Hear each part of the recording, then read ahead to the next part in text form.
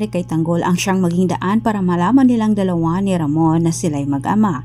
Tinuldukan ni Tanggol ang buhay ni Olga bilang kabayaran sa pagkuha umano ni Olga sa buhay ni Mokang. Ngunit bumagabag ngayon sa isip ni Tanggol ang mga sinabi ni Olga sa kanya. Pinag-aaway umano sila ng kanyang tunay na ama.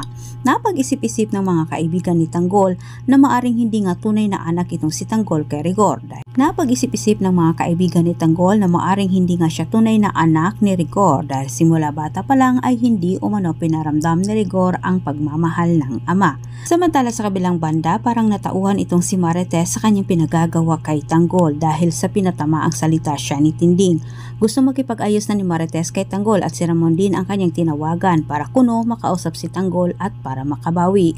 Ngunit walang kasisidlan sa sobrang kaba ni David nang ipinarating naman ni Ramon ito sa kanya. At samantala kasama ni Olga sa hukay ang lihim ni David pero inaalam naman ni Tanggol ang totoo sa sinabi ni Olga sa kanya. Magandang balita naman ang natanggap ni David mula kay attorney.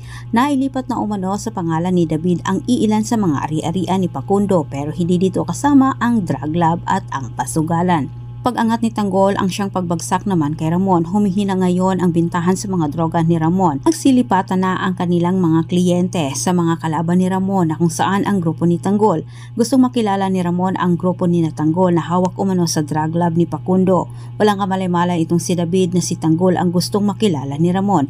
Sa kabilang banda, pilit naman isiniksik nila Tinding at Roda sa isip ni Rigor na si Rigor umano ang nagsimula sa gulo ng kanyang pamilya. Gustong makilala ni Ramon itong si Tanggol pero tilang si Idibina ang haharap kay Ramon. Maraming salamat sa panonood. Huwag kalimutang mag-subscribe.